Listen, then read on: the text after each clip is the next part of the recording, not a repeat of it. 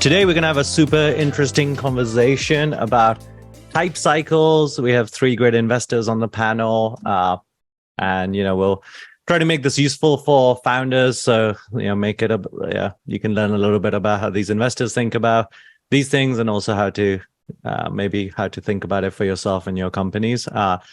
Firstly, I'm a co-founder and CEO of Mercury. I've been doing startups for, 16 years or something. I've also invested in 300 or so companies. We have Amit Kumar, who's a partner at Accel. He joined Accel in 2016, focused on early stage teams, B2B, and developer-oriented categories. And Elizabeth Yen, who's a co-founder and GP at Hustle Fund. Hustle Fund is one of the few funds that has invested in more companies than I have, mostly at the pre-seed stage. And then we have Peter Boyce, who's a founder and managing partner at Stellation Capital, which is a early stage VC firm in Brooklyn. So I guess let's kick it off. We were just saying the most recent VC hype cycle is generative AI. How do the three of you approach these kind of hype cycles? Like, do you go kind of research it and go deep in it? Do you try to kind of ignore it and stick to your kind of normal thesis? Like, how do you think about these things? Well, I could kick it off. I think as an individual investor, I think it's totally reasonable to ignore an area that's coming up. I think you just have to, I think a big unlock for being an investor is you just have to invest in enough great companies, not every single great company. And so, when there's a new hype cycle, I think that you have to sort of make a decision if you want to go deep. But at a firm level, especially for something like AI, but, even other such categories that have come up in the past, I think it's super important for the firm to have a point of view. So whether you are the chosen one that is sacrificed to the crypto gods or something else, that's for you to figure out at your own firm. But I think at a firm-wide level, you definitely have to have a point of view. Yeah, I think chiming in there, I think really what is a hype cycle? It's like, well, at first there's all this green field, and then everybody and their mother is in there, founders, VCs, et cetera. And so I think really what that is like any other industry that is crowded, you have to think more about where are the greenfield spaces in that, what is the differentiation, et cetera. So I think as far as generative AI goes, we have a couple of companies that we invested in before it became a thing. And then now that it is a thing, actually, we're thinking more about, if we're looking at this company, how is it differentiated from all the others out there? Where are the spaces? Kind of to Amit's perspective, you now actually have to be even more careful about what is your point of view and where are the opportunities. Even though a hype cycle would suggest that, everyone's just throwing more money in. Actually, I would say we take the opposite perspective, which is it's not to say we don't invest, but it's to say we need to be more careful now that everybody and their mother has jumped in. Yeah, and then really quickly from my perspective, I think of these kind of new areas as being kind of ripe for kind of almost 20% time, or kind of 20% kind of research learn. I think getting to the core of or some of the folks that have been, I think to Elizabeth's point, getting to founders, that have been kind of building in anticipation of, or in hope of, or it kind of happens to kind of intersect with, an area that they've dedicated years of their life to. I like getting to those folks early on and kind of, using them as kind of great kind of first places to learn from, because I think there's kind of an authenticity and kind of a purity of kind of incentive, and kind of motivation, behind some of those early kind of founders and investors. So I think about that. And then, the lens that I also really like to kind of rely on is Carlotta Perez's kind of technological revolutions in financial capital, and to understand the interplay of, kind of founders and investors for kind of creating these kind of hype cycle kind of bubble moments, trying to triage, what is going to be here to stay that's kind of, authentic and going to be meaningfully installed, versus what are some of the things, that we may, in 2 years' time, 4 years' time, not be talking about because it wasn't strong enough or large enough of kind of an underlying kind of tectonic shift. I think that's a pretty interesting question, right? I think both as investors and as entrepreneurs, how do we know whether this is a tectonic shift and it's mobile or internet, and you should not ignore it, and you should really, internet was playing out for years and years, right? versus like this is I don't know, like Groupon or scooters or these things that seem like shifts but like turned out to be kind of flash in the pan kind of things. I mean, this might be cynical, but I kind of think you don't know. And so we don't jump into hot areas for the sake of hot areas. I think it's more of, does the founder have a thesis about something, and do we think it's insightful and differentiated? So we have certainly hopped into areas that ended up being a thing, and also hopped into areas that ended up not being a thing. And I think that's just kind of part of the investing game.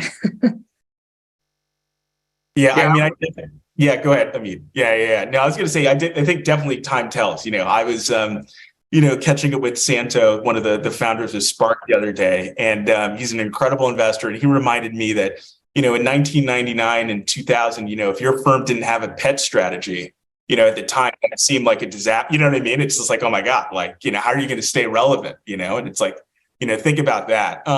So I do think time plays an important part. I think thinking about just like how, kind of simultaneous the invention is taking place, and how kind of varied and diverse certain kind of particular companies and particular kind of product theses emerge. I like paying attention to the ranginess of that, because I think if you have a bunch of really small, smart folks, kind of all dialing in on the exact same kind of concept, I think that kind of tells you that it's worth paying attention to. And then I think you have to kind of, you've got to gauge and assess, kind of other measures of kind of authenticity, future vision, kind of clarity of thought, and kind of willingness to push the company, kind of forward independent of the hype cycle, that may or may not end up kind of emerging around. I think those are the things that end up being really important for kind of, evaluating which are the founders, that can be a part of going the distance, and the set of investors that are going to be, on that journey with them. Yeah. I mean, it seems like mostly the ones that end up sticking around are like platform shifts, which, I guess you don't know for sure whether crypto will stick around or not, since we are now in a crypto winter. But yeah, most of the ones that like it seems like the hype cycle was like warranted were more like platforms. Why do people get like into these hype cycles for non-platform companies? Like, do they really think there'd be like 100 Groupons in the US that will be billion-dollar companies? Like, what were they thinking? God, great question. I mean, I'll use like a recent example, that again, I think in the moment, made a lot of sense. But I mean, in the depths of COVID, right? Like there was an incredible hype moment around kind of telemedicine in healthcare, right? Like, I mean, it shaped all of our world, right? Like everyone was interfacing with healthcare in one way, shape, or form. And so like that, not a platform shift, but a kind of consumer behavior, demographic kind of societal shift. That touched all of us. That was one for which it's like, thinking about telemedicine and healthcare in that moment, everyone was like, oh my gosh, that totally makes, a lot of sense. So I would cite that maybe as like an example of where, you could have gotten excited, but again, not because there was a technological kind of, tectonic shift, but because the shift was in society and kind of consumer behavior. Sometimes those also create moments. But there was also a regulatory shift where it was a lot easier to expand into all 50 states because a lot of things had been relaxed. So I think the why now actually is a really important question for me as an investor. And I think when I was on the other side of the fence as a founder, I didn't really think too much about the why now. I thought more in terms of where are the problems and then what are the solutions? But I think as far as like riding a trend goes, the why now does matter. It's not to say that there aren't problems that, could have been solved 5 years ago or whatnot that are still good opportunities. But I think when you try to see when these trends happen, it's because of something that has happened recently. Yeah.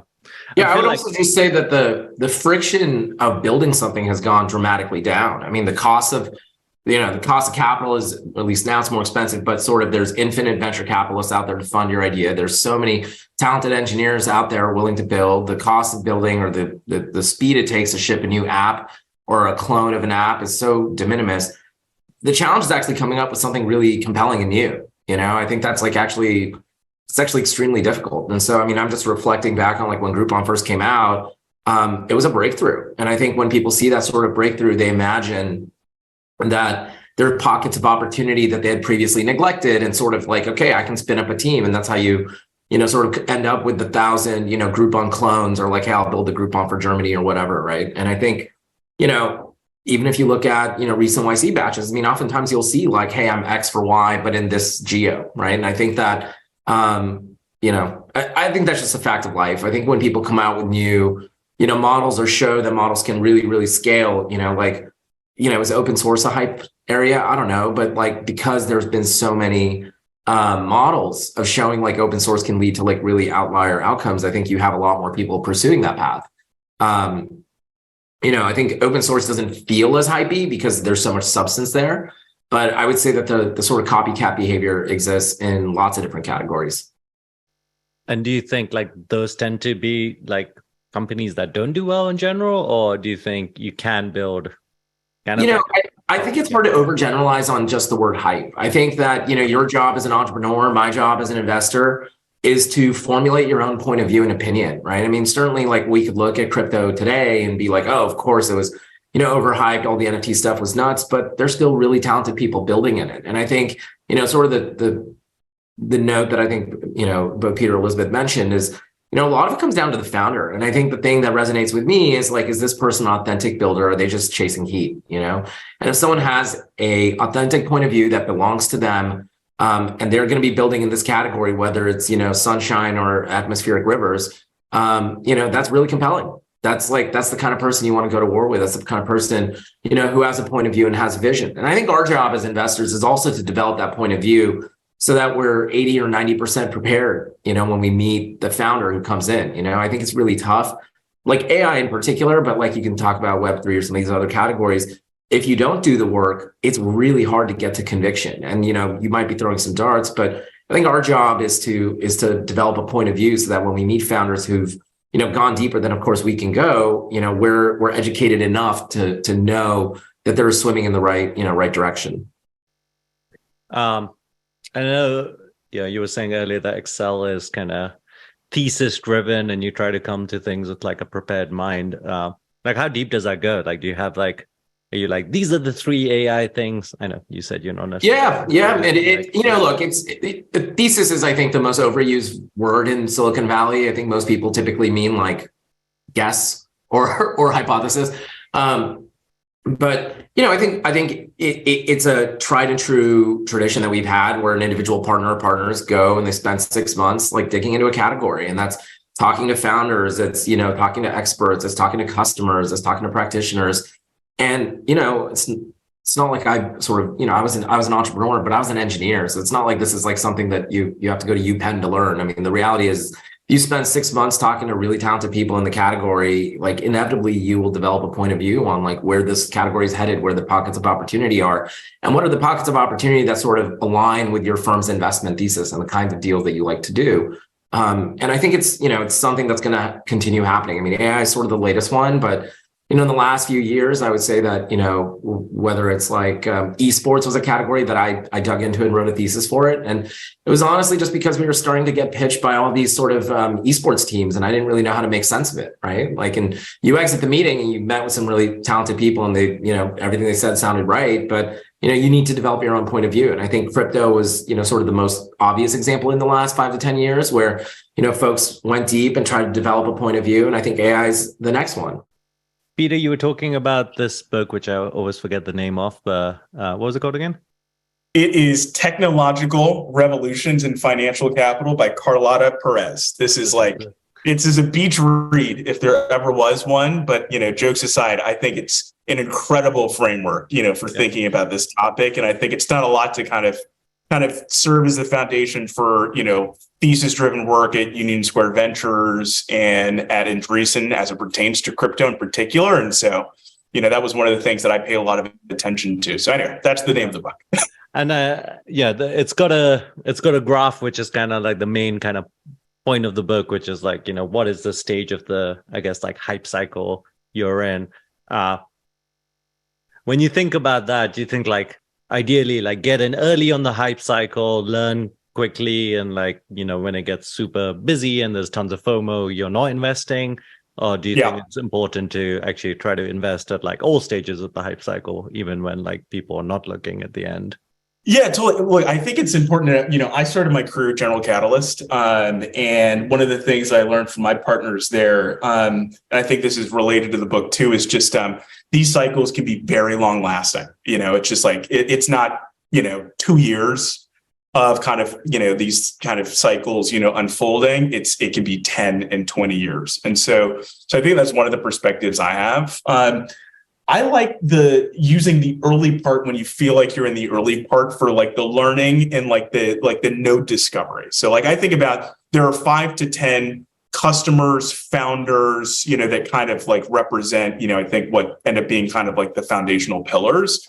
And so use the early part to kind of, spend time with that community because their authenticity levels, their impact and influence levels are going to be high for whatever unfolds over the next kind of, 10 years, should it be like that enduring of a cycle. So like that's one. And I think, using that like learning to figure out, I think we're always trying to triangulate, from an information perspective. I think the best founders are constantly learning and constantly triangulating as well. So I think you use the early part to do that.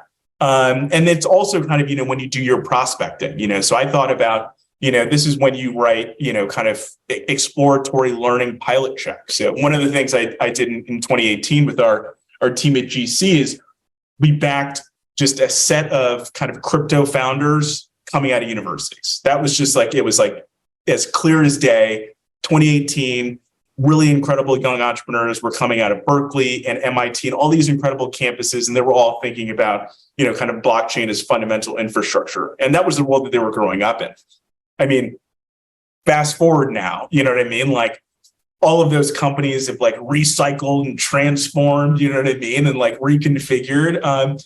But it was like exactly, I think, the right strategy to do at that time, because like that created such a kind of a fundamental sources of learning, sources of truth, and then also the authenticity, because when you see, some of the folks that were excited about this technology earlier on, you get the battle wounds and the scars and the learnings, and a lot of these entrepreneurs get better with time.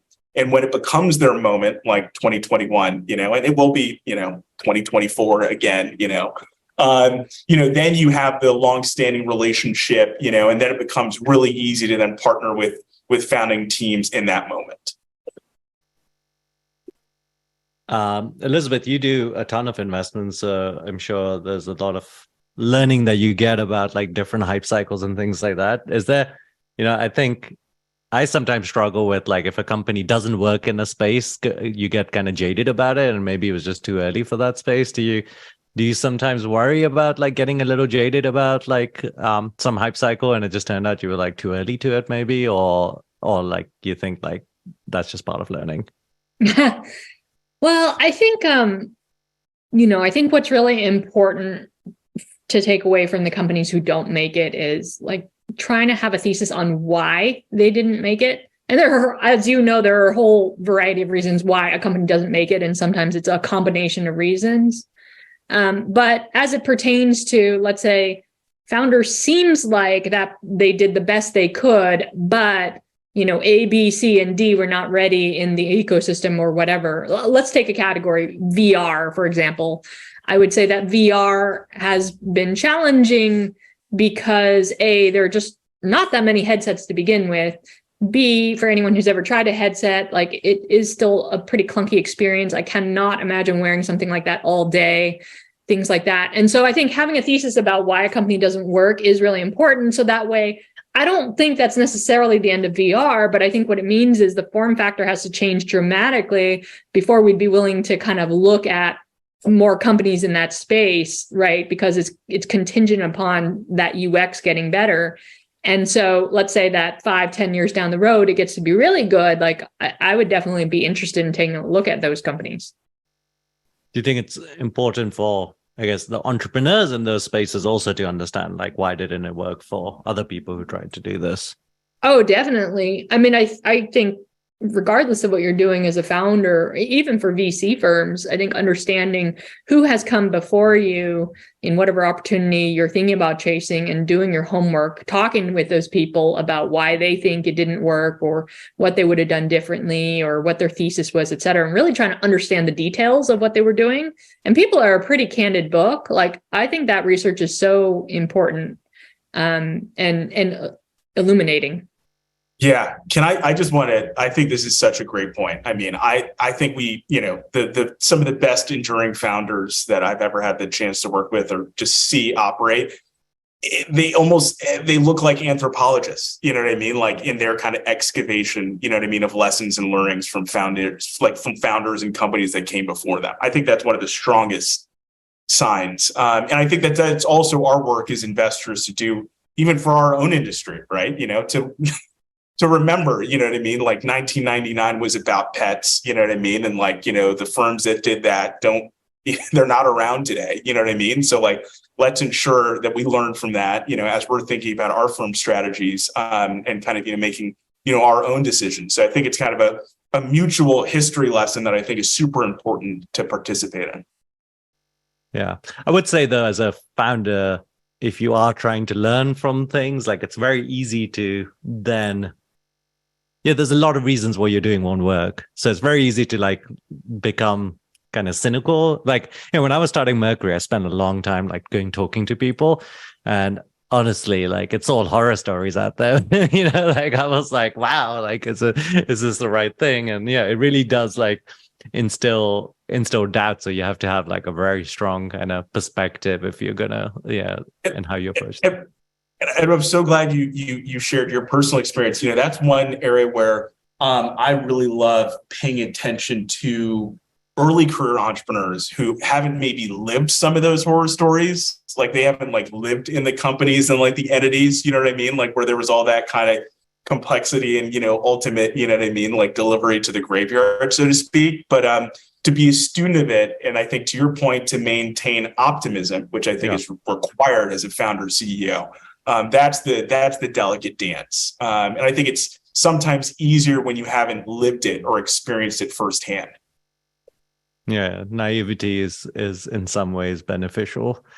One thing that I've seen pop up a ton recently is, you've got these pre-product market fit founders. Maybe they've raised some money and whatever they're doing isn't working or it's not working fast enough. There's the general stuff and they're looking at generative AI and they're saying it's not just purely cynicism. They're seeing a lot of opportunity and potential there. But they're also seeing that's where investors are investing. And that is something that fuels their thinking. Would you generally say, hey, stick to what you're doing and stick to what you understand? Or would you say, oh, you should definitely go investigate this. This is this is a platform shift and you need to be on top of it. What would be I know it's kind of hard to give generic advice, but if you were to, how would you tell them to think about it? I mean, if I'm going to be really candid here, I think certainly saw a lot of that in my own portfolio when Web3 really went on a craze and everybody kind of pivoted into some crypto startup of sorts. And yes, it did help them raise money.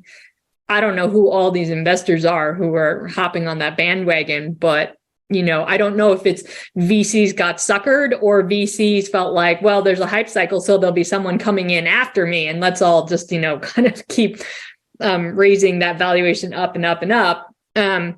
So it can work. To me, it doesn't necessarily make sense unless you're, pretty thoughtful about why this shift makes sense. But I mean, I can say it does work. It actually does help you raise money to move into a hype cycle. Does it make logical sense? Probably not. But, if you raise more money, do you live to see another day? Yeah, for sure. So that's sort of a non-answer, but if people want to know if it works, it works. I guess Amit was saying earlier that every firm needs what did you call them? The crypto sacrifices, but they now all have an AI sacrifice. So that just creates activity, right? It's they're out there, they're talking to companies, and they'll end up investing more, right? But it's even more than that. I mean, I think particularly for Web3, there were actual funds dedicated to Web3 investments. And when you are, a fund or sort of a vehicle within a larger, call it multi-stage fund that is focused on X, like, hey, we're the fintech fund of X, like in a way, you're sort of paid to index the categories. So, for Web3 and particularly, there were a lot of dollars. And so I do get why founders went in that direction, but I'm sort of just like, be careful what you wish for. If you paint your car like a duck, you might end up being the duck, right? Like now you have crypto investors on your cap table. Now you've hired a bunch of crypto people on your team, and like now you're like living a crypto company lifestyle. And so I think you just have to be really sure that that's what you want to do. I mean, I think like, sure, if you're yeah, I don't know. I don't know that I totally agree with the Hail Mary approach. Like, hey, we're running out of money. Let me just like rebrand as a crypto company and go out and raise capital. I kind of think if that's really what you want to do, then wind down your company and start a new vehicle and actually go raise a crypto, seed fund or seed round and go build that company. That being said, I mean, it is true. I mean, there is capital and talent that is now looking at AI. And if your original idea didn't work, I think it's a totally reasonable thing to be like, okay, well, we were going after our mission, and it didn't work. So let's look at this category. That's clearly, there's a lot of heat there. Maybe there is an opportunity that we can go after that we believe in, So I would say, as long as you really believe in what you're doing, I think it's totally fine to go chase the heat. But if you're doing it just to raise capital, I think there are like better ways to go about that. That might be more appropriate for all your existing shareholders and your net new shareholders. Yeah. I guess there's the other side of that as well. Like there's just so many pitches right now where it's like, we're going to apply GPT-3 to healthcare or to productivity tools or whatever, right? Like there's, I see like the same things over and over. So, yeah, if you're an entrepreneur, like how do you differentiate when it is like, things just like as an investor tend to just blend together a little bit when you have the similar kind of pitches over time? Like how do you think about it from the other side where it is a busy space? Well, that's where I think, moving into kind of a hype cycle, I mean, you get the kind of like the why now, box checked off for free, so to speak. But it puts, the pressure and attention then on the why us, right? Because then that is what ends up kind of being the source of differentiation, which is we have the 5 advisors, who are writing the papers. And we've got this like, kind of pre-existing kind of narrative trail that aligns to like why we're the folks, that have been doing this and want to be doing this for the next 10 years, independent, of whether like the capital in this moment is preserved. So I think that's where, the attention really has to kind of concentrate. And that's where it's like, the advisors, the level of clarity about the future, and being able to like, can there be kind of an act 1, act 2, act 3 that a particular team can kind of squint and see and paint about the future and then kind of backcast from there? The folks that are kind of have spent a few hours, on kind of, AI, like that is that doesn't end up standing up. But if folks are able to kind of, be able to kind of squint and see the future, invite you into it, and then articulate how and why there's this like wonderful narrative alignment and really kind of assessing the why us, I think that's where the attention has to go.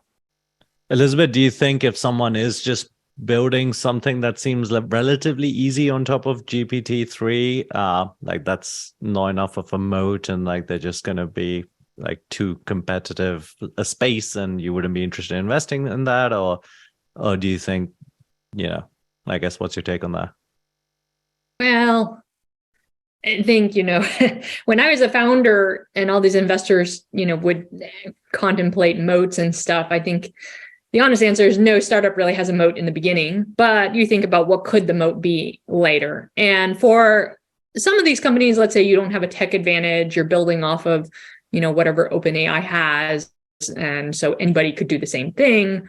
Then the question, I don't think that's necessarily terrible that you don't have a tech moat, but it means you have to have a different kind of moat. And so is that moat going to be distribution because of A, B, and C? Is that moat going to be data and eventually you can train your model to be better or kind of add on to that? Whatever it is, like you've got to have in your mind as a founder, like what do you think longer term you can get an edge on? And we've certainly made a number of bets where the tech was not a moat. I actually think for most ideas, tech is kind of commoditized, or there are so many smart people in the world that honestly, for most ideas, it's not rocket science. I can find somebody else at a Google or Facebook to build the same thing. So, but distribution is becoming more and more of a moat for most companies because it is so hard to get customers in this day and age because there's so many apps, so many sites, so many everything. What is a distribution moat?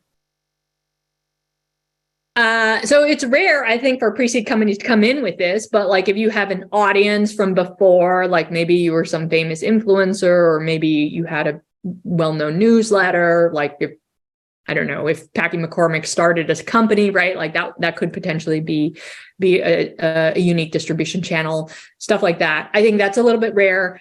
I think maybe something that may be more common that I see is founders somehow get access to some proprietary data that nobody else in the world has, and you can use that to train some model and then get better over time and use data as your way of getting better and better. That is something I more commonly see. Those are probably the two that come to mind. I mean, open source, we talked about it earlier, right? Like that's one of the nice things about it is you might have like captured the community already, and now you're building a company on top of it, and that can be like a unique distribution mode. But yeah, I totally agree with everything she just said. Let's see. I guess we should maybe try to go to some questions from the audience, although we were going to do this hot take lightning round. Maybe we'll do the hot take lightning round first, and then Can we just before we do that? I think just one thing that I was prompted by what Elizabeth was just sharing was just I think it's also important to celebrate in a way like what it is to be building your company that is outside of a hype cycle, but over time happens to intersect a hype cycle, which is, and that's where it's like, the set of folks that believe the greatest kind of outcomes for both kind of founders and companies and investors is to be contrarian and right. The contrarian is, you birth the company when there was no attention on it.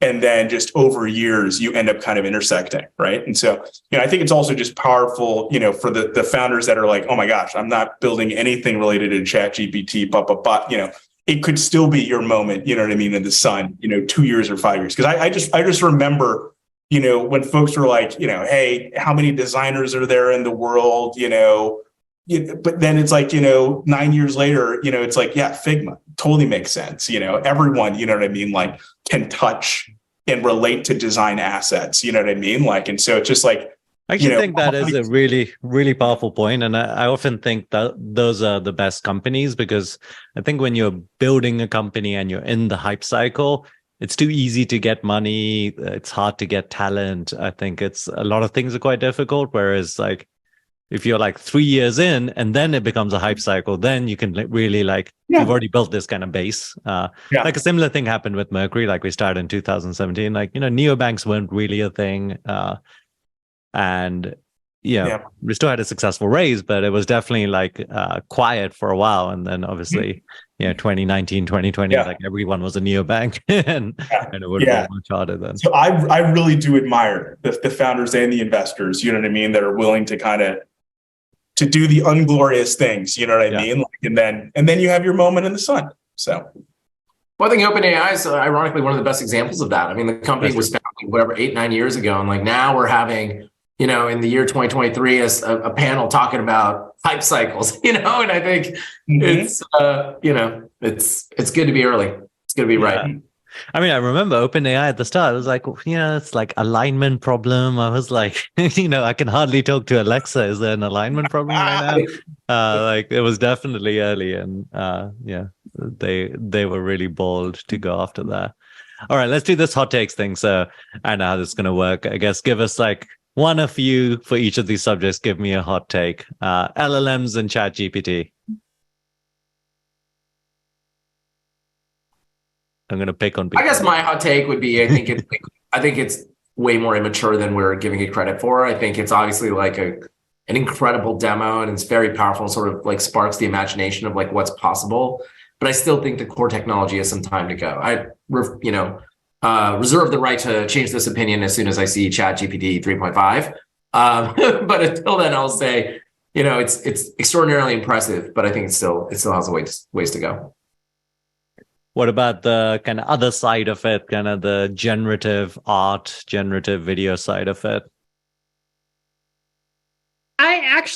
It's actually funny enough, everyone's thinking about workflow and, usage of AI for workflow, which will be a thing at some point. But because it's not as accurate or as great or sounds like you as much as it should, I actually think the creative side of all of this is interesting, like being able to generate art, stories, basically, making up new stuff. I think that's where I'm really excited, at least at this point in time. Have you seen this company, Runway ML? They have this really cool, basically like this generative AI around video with I hear a lot of actually big companies using it. So yeah, I do think it's interesting. Space tech. Any if you do any space tech investments? I don't know if that's even a hype cycle right now. It was definitely a little bit last year, maybe.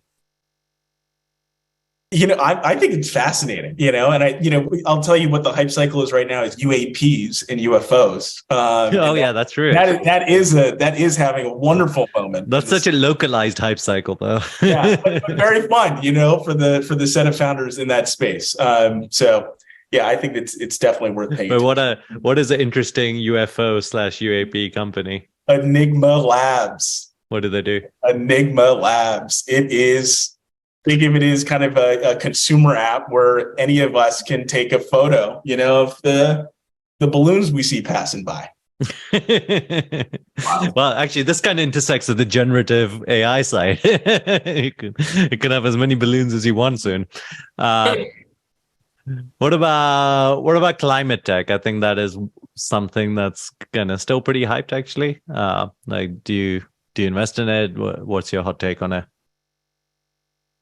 I don't think there's a hype cycle around it. I do think that there's a growing set of people and talented folks that are sort of, once they've had their one or two sort of runs around Silicon Valley, they want to be a little bit more mission oriented. So I think you look at the alums from Airbnb, Stripe, so many of our sort of major successes, a lot of them are going into climate. So I'm very bullish on it. I think our best people need to be working on our best problems. And these are real world problems. So I don't think every solution is a software app or anything. But I think I've been really impressed by what Silicon Valley talent has been doing. So an example would be Peter, who's the founder of Segment, and he's founded a new company called Charm Industrial. And just went deep in the category, formulated a point of view, and brought the expertise of being able to raise capital, build out a team, and execute to that area. And I'm super bullish on it. Yeah.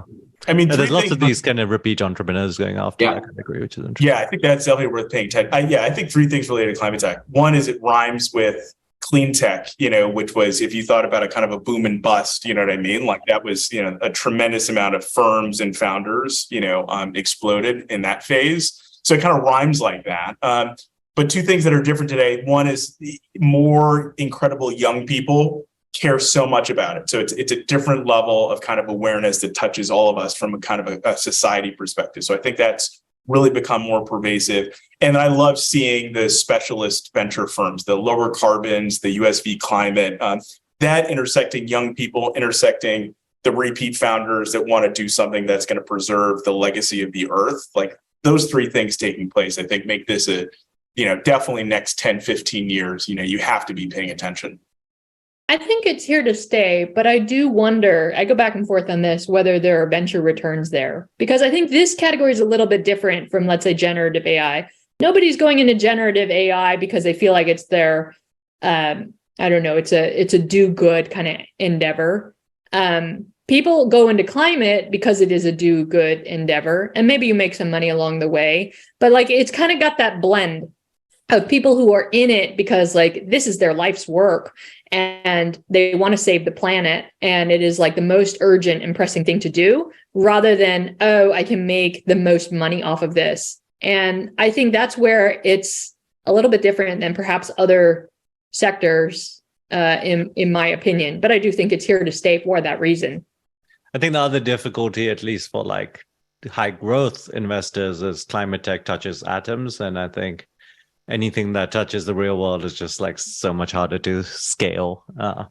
Like AI at least is like mostly software and will be easier to see how it kind of improves and scales infinitely. All right, let's do actual questions here. This is a good one. I think like, if you are that kind of entrepreneur that's like just getting into a hype cycle or pivoting into it or whatever, how do you think of like domain expertise? I mean, obviously, if you've done a PhD in some AI thing, you already have that domain expertise, but, can you acquire it quickly enough? Like, how would you portray that domain expertise when you're talking to investors and you're like actually new to the space? Well, I think a lot of these categories are really broad, so, you don't have to do a PhD to think about applied use cases, right? And I think if you were coming to pitch like, hey, I'm gonna build a competitor to OpenAI. Well, yeah, shit, you better be an expert on the technology because you're trying to build that core piece of technology. But I'd say that 90% of the startups in the category, 99% of the startups in the category are going to be applied use cases of AI. And you don't have to be a domain expert in AI. You probably have to be a domain expert somewhere else and use AI or have a point of view of how AI applied in that vertical or domain is going to be extraordinarily effective. I'm sure we all have our own various points of view of AI, but I think one thing that we probably are all relatively bullish on over a long period of time is AI being embedded. It's just a new primitive. And so maybe it gets embedded in all sorts of applications, productivity tools, I think was mentioned, but, I think in all the different kind of aspects of our lives and verticals. Anyone have anything else? No, this is where it's like, I think about advisors. I think about the folks that added to the team early on, like how you got, someone who's even more of a domain expert than you, like how you kind of, managed to finagle them to leave their, phenomenal career somewhere else to join you. So paying attention to that. And then the third is also just the way that you've, to the extent that you have configured your cap table, the levels of intentionality that you basically wanted your domain kind of reflected in some portion of the cap table. So, you managed to find your way to the person who knows everything about, investing in a particular category that you're working in. So those are some other things. Yeah. Other good signal.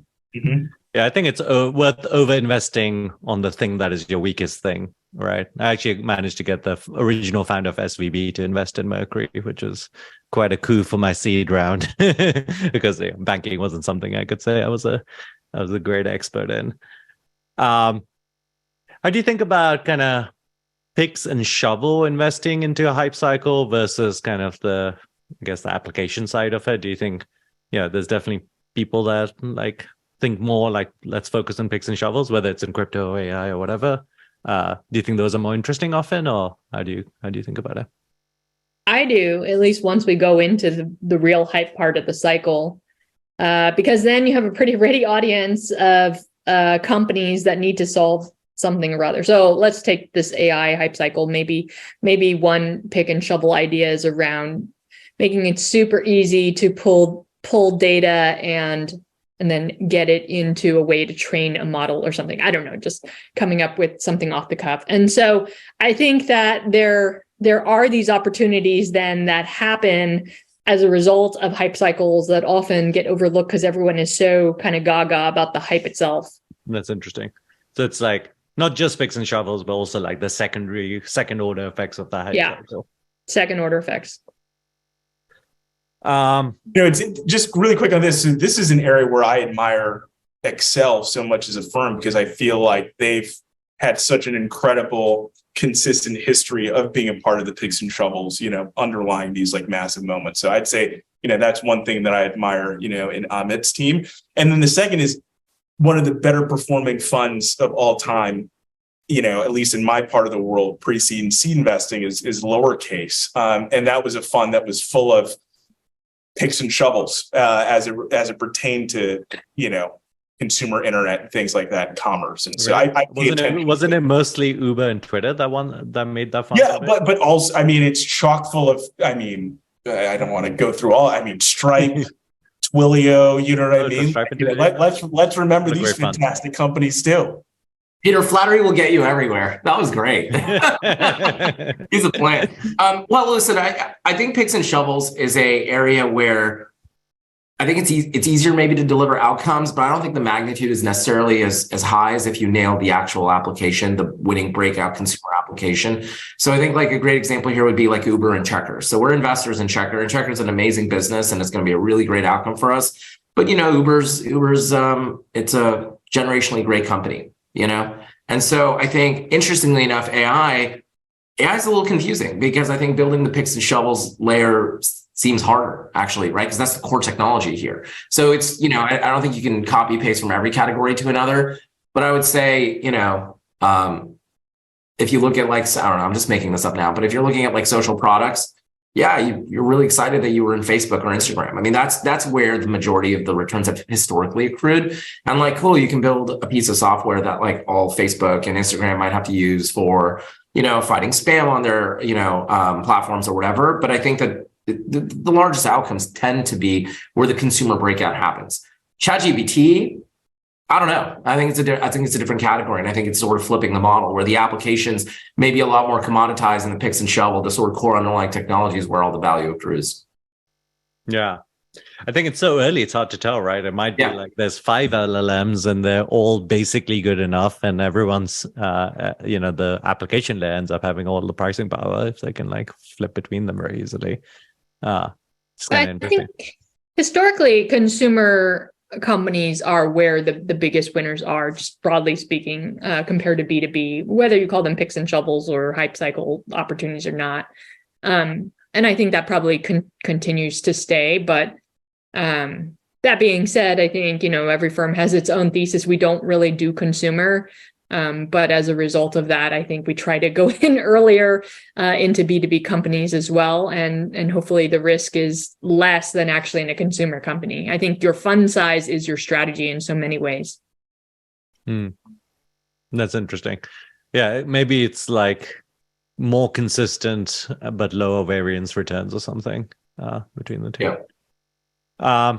And larger funds, can enjoy the benefits of capital intensity. You know what I mean? Like the $1 trillion, nuclear fusion company, you know what I mean? Like is going to have financing from a multi-stage firm, you know what I mean? That is going to be able to deploy, you know what I mean? Like incremental dollars where, the $50 billion cost basis for that $1 trillion nuclear fusion company will still be a venture outcome, for the firm that's lucky enough to be a part of, whatever that nuclear fusion company is.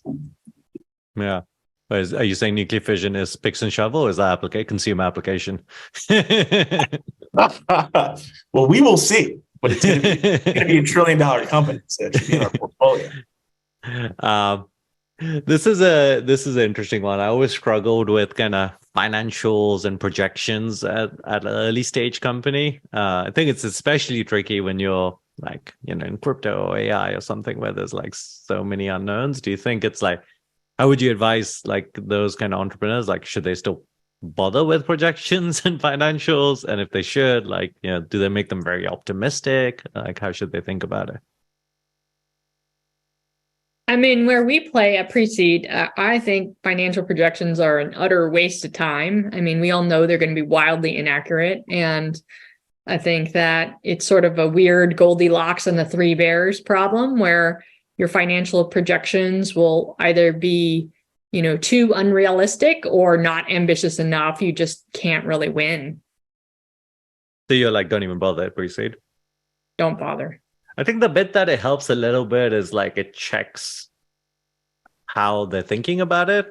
It's like if they're, is it a sales driven model, and they can show that like this is how many salespeople they'll have over time. And so I do find it useful in that aspect. I agree if it's like too detailed, it can be a waste of time.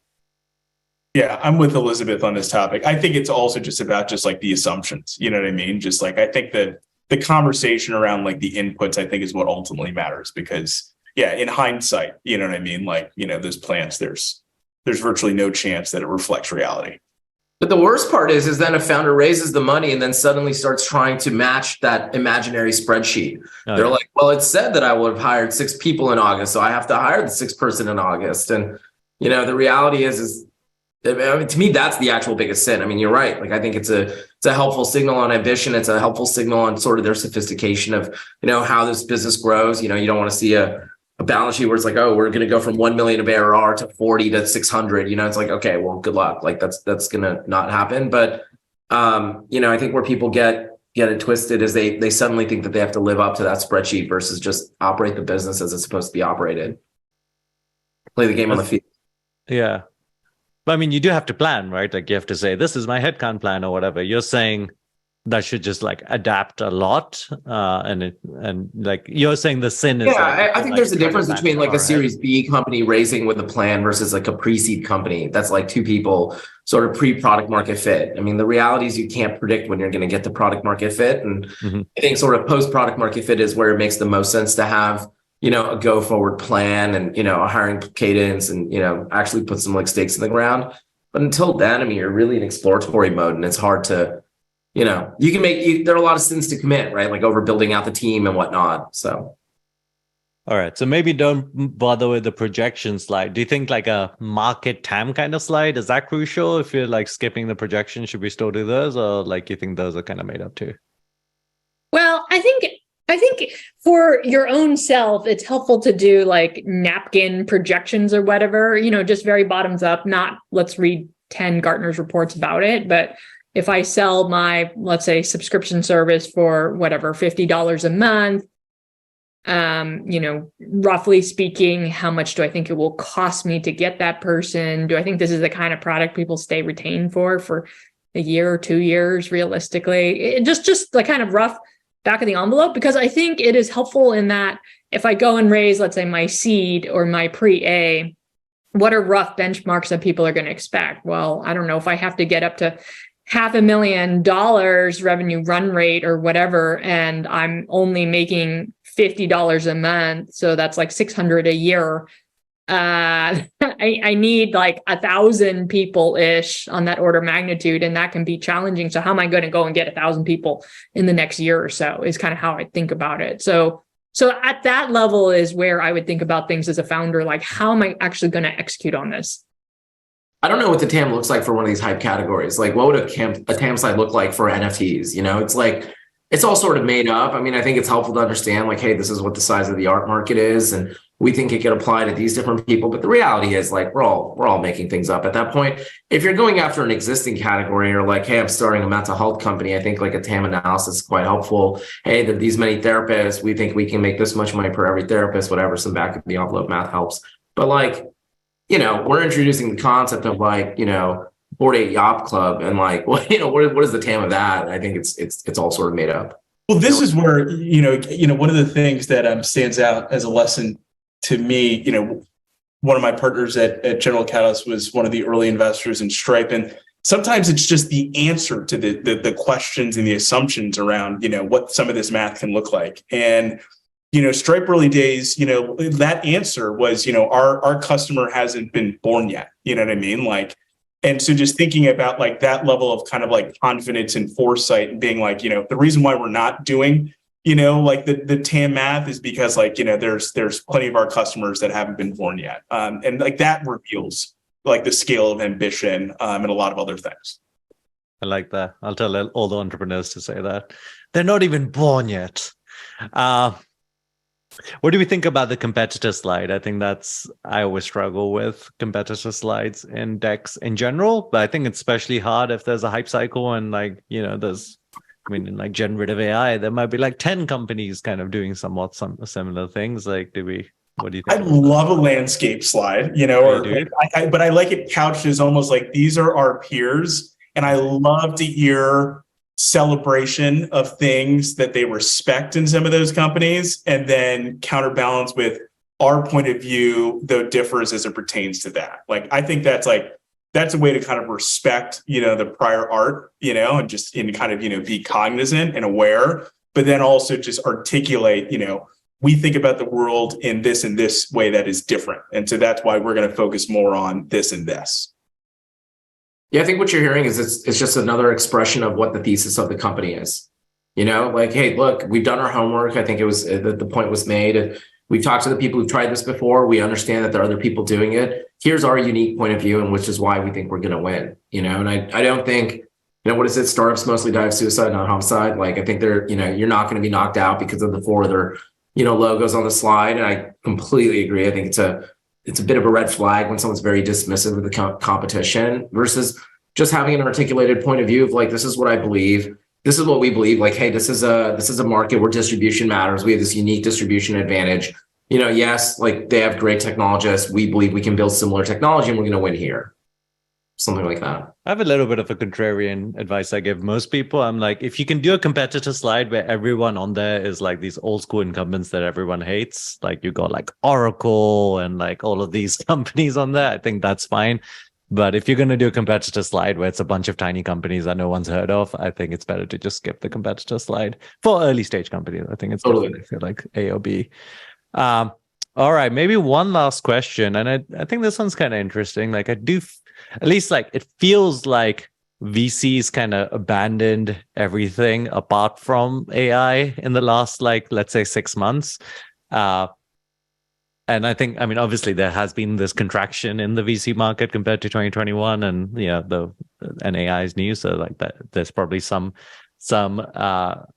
reasonable data that even backs that. Like, do we think that is kind of the case that like VCs are like basically like even being more conservative and more hype cycle driven in the last 6 months, or like, VCs are still out there doing other things? I mean, I can speak for myself. I'm out there doing other things. I'm doing, crypto related things. I'm doing, pure consumer things. I think it's the investing work though, just is it's unannounced. You know what I mean? The things that make sense to announce, you know what I mean? From like a strategic signal timing perspective, you know what I mean? I think there's kind of an over communication of the AI related things because that's interesting. That so you makes think like sense. the press also feeds this kind of Yes. Oh, I mean, totally. Like that's one of the great things when founders, when you want to raise your next round of funding, that's when you announce your last raise of funding. You know what I mean? And so I think that's an element that both founders and investors are leveraging in this moment, which strategically makes sense. Yeah, I can say that we are investing in, per the usual, fairly generalist software pre-seed investors. So we are definitely looking at companies in generative AI because that seems to be what people are pitching. But we're also investing in other things as well. So nothing has changed for us. Yeah, I would say, things have definitely slowed down, right? I mean, there's no way not to sort of admit that. The market's resetting. And I think that investors have sort of been investing at the fastest clip in history in the years 2020 and 2021. So the reality is we're just resetting to a new normal. And I think that for investors that are carrying a large portfolio right now, there's a ton of portfolio work that you have to do to make sure your companies are well-funded and well-situated. Companies are seeing more erosion and, retention with customers because customers are themselves sort of right-sizing their cost basis. And, it's just a reset in cycle. So, yes, we're deploying capital, we're investing, but it's definitely slower than it used to be, certainly at the A and B and C stages. Seed hasn't really repriced. There are still lots of founders that are going out and starting companies. It's really exciting to be able to back seed founders right now, because at the end of the day, by the time they emerge from this period, like that's when they're going to be launching sort of into a better market. So, I don't think you're worried as much about timing around that, but I think that, sort of all firms are, obviously I'm not speaking about my peers on the panel, but like, I think a lot of firms are slowing down their pace of investing and just resetting a little bit. So, and I think AI being the latest hype cycle, obviously it's causing people to break out of that. But I think in the absence of AI, I think you'd find that a lot of folks are going to be a lot more conservative. And, part and parcel of that is like, you're also trying to make a decision about how much capital to reserve and save for supporting your existing companies. I think in the world that we were in, when it was relatively straightforward to get your company's funding from an outside third-party source, you could be more aggressive. You could do a lot more investments because like we're all that capital is available on the sidelines. And I think right now, a lot of companies are looking to their insiders to support them. And, certainly we're trying to be extremely thoughtful about that and being very judicious about where additional dollars go out the door. Makes sense. What a great point to end this panel. This has been a really interesting chat. Thanks for joining, Amit, Peter, and Elizabeth. We're going to release the recording, I think, mostly on YouTube, and we'll email everyone with that. So if you missed it or you want to share it with other people, feel free to do that. And I think there's also going to be a feedback survey with that. So, give us some feedback so we can continuously improve these things. Thanks for taking the time to do this, guys. Thanks for having me. Have a good day. Thanks for bringing us all together. Bye.